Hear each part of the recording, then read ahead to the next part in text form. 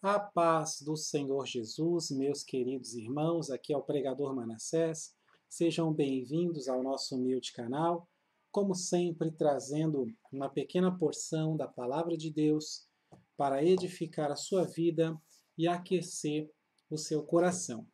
Palavra esta que está no livro de Atos, Atos capítulo 18, versículo de número 24.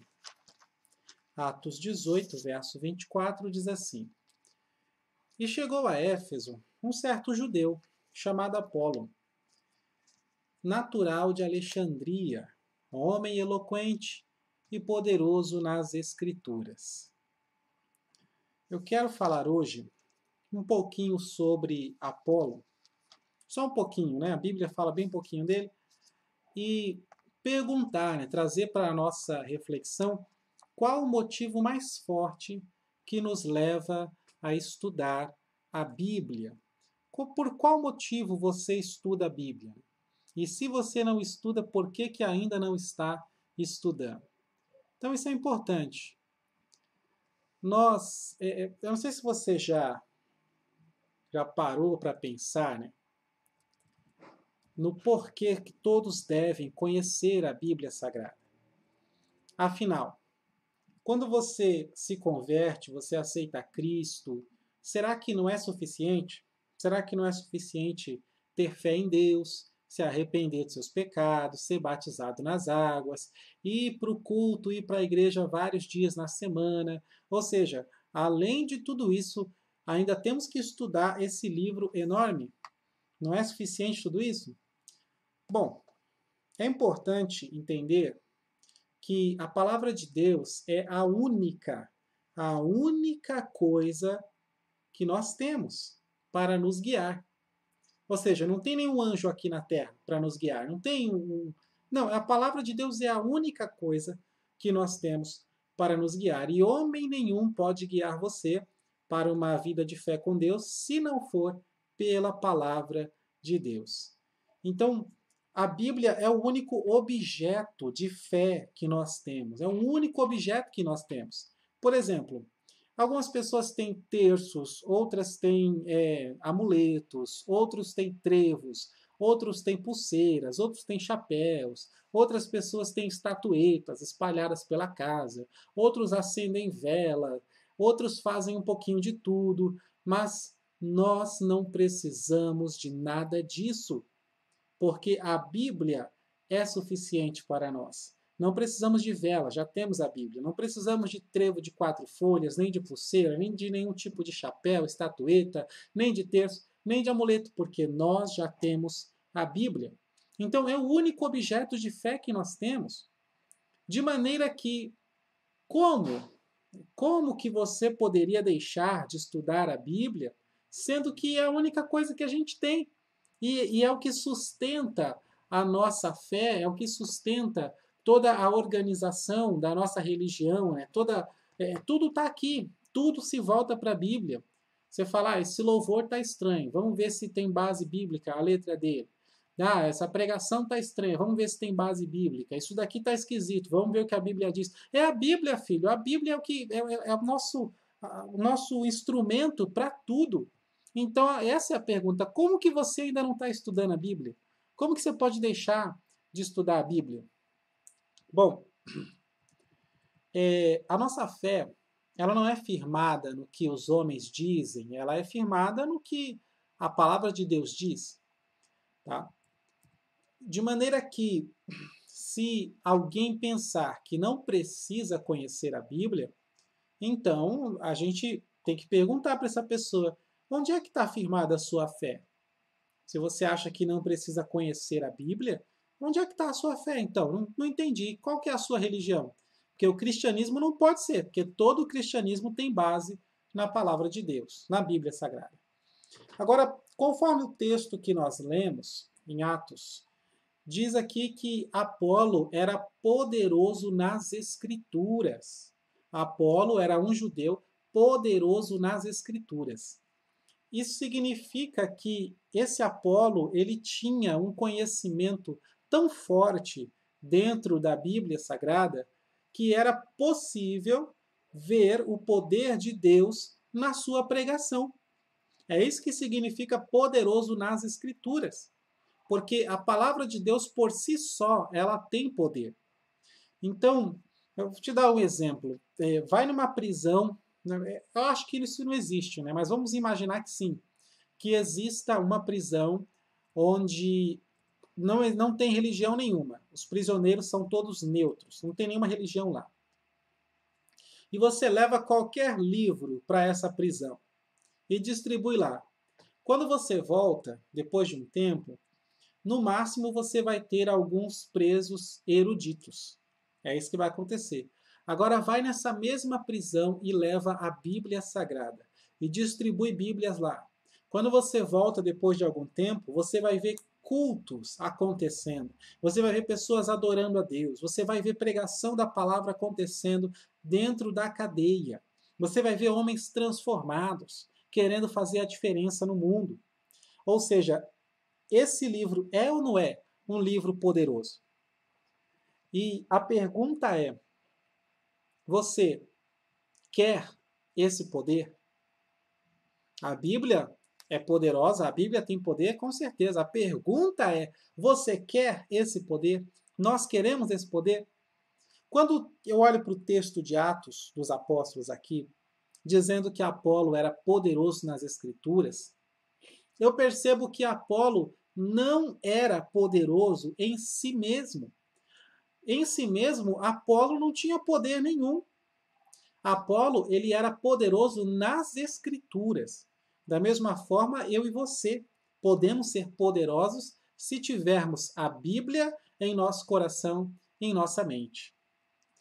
A Bíblia, ela é tão poderosa que quando Jesus homem, foi enfrentar o maior inimigo da humanidade, ele não precisou usar nem fogo, nem água, nem vento, nem lança, nem espada, nem nenhum tipo de arma.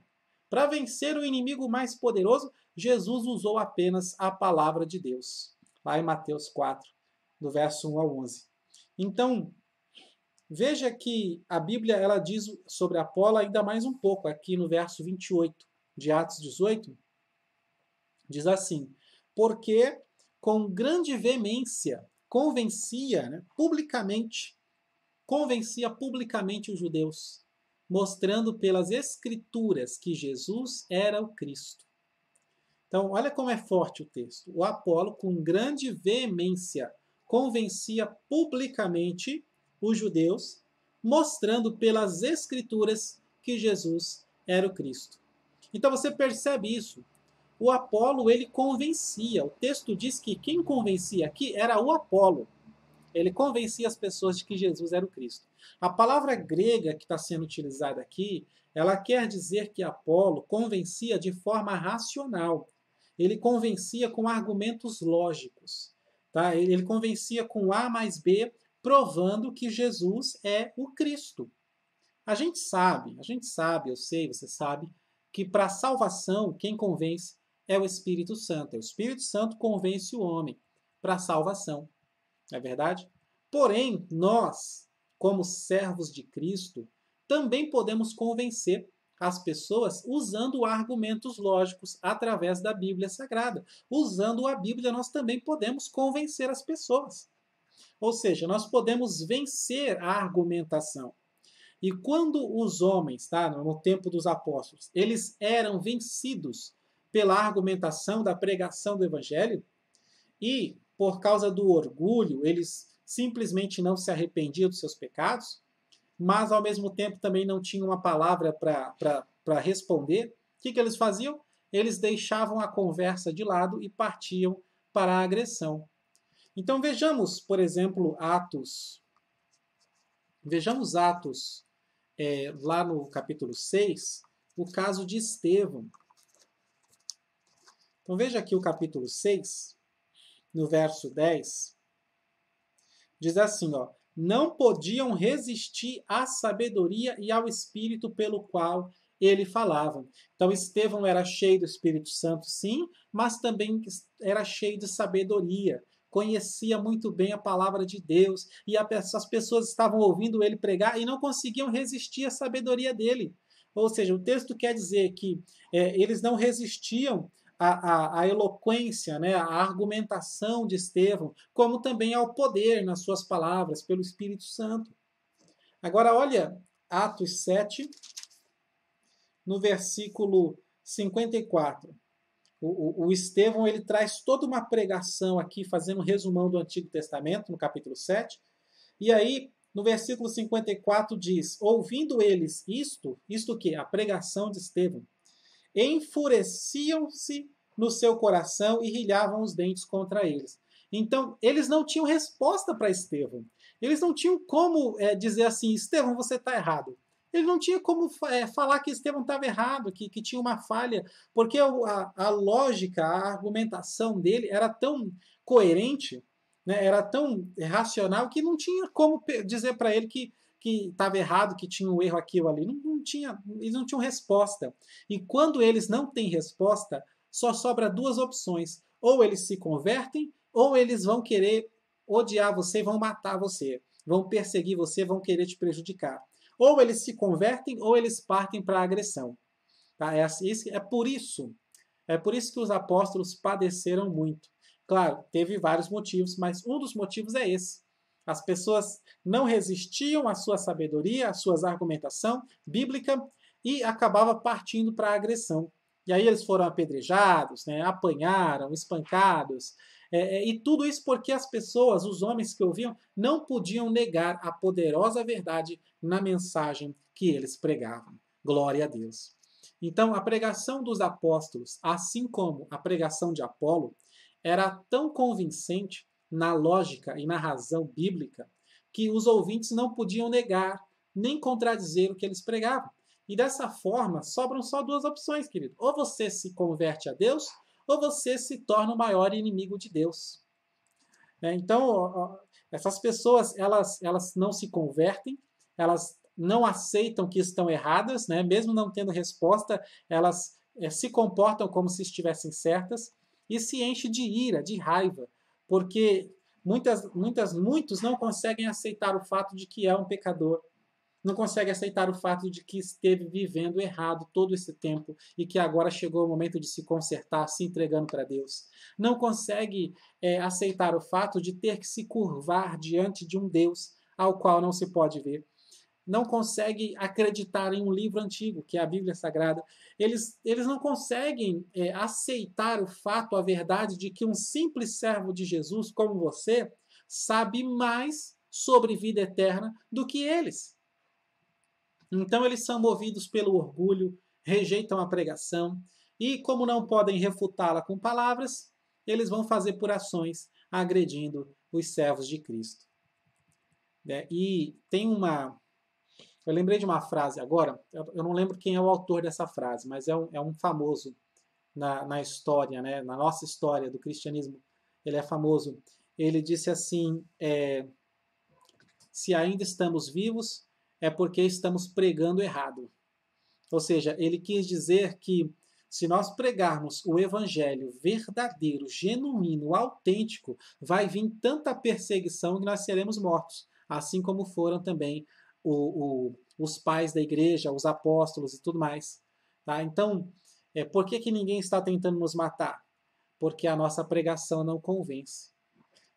Nós, hoje, os crentes, estão parecendo mais fanáticos, loucos, religiosos, do que homens cheios com a verdade bíblica. Homens com a verdade bíblica nos lábios, né? Como foram os apóstolos. Ninguém disse que os apóstolos eram loucos, iletrados, não. As pessoas diziam, esses que têm transtornado o mundo chegaram também aqui. Mas hoje a gente está parecendo muito fanático, muito louco, muito... Então nós precisamos, né, na conclusão, nós precisamos estudar a Bíblia para convencer a todos de que Jesus é o Cristo, é o Salvador, assim como o Apolo fazia. Né? A gente não precisa se importar se eles vão aceitar a verdade ou não, se eles vão aceitar a Cristo ou não. Essa não é a nossa preocupação. A nossa preocupação é convencê-los com argumentos lógicos, porque a parte de convencê-los para a salvação é o Espírito Santo de Deus quem vai fazer nos seus corações. Mas para isso é necessário pregar a palavra e pregar muito bem. Eu preciso ainda pregar muito bem, cada vez melhor. E é isso que eu tenho feito. Tenho feito aqui no YouTube. A cada novo vídeo é um treinamento, vou me aperfeiçoando cada vez mais na palavra de Deus. E eu considero que nós, de uma forma geral, ainda precisamos estudar a Bíblia primeiro para convencer a nós mesmos de que Jesus é o Cristo. Pois somente quando nós tivermos esta convicção fortemente no nosso coração, é que sim, teremos coragem de deixar tudo para sair por aí e pregar ao Senhor Jesus. Amém? Então que Deus ele abençoe sua vida, a sua família e o seu ministério em nome de Jesus.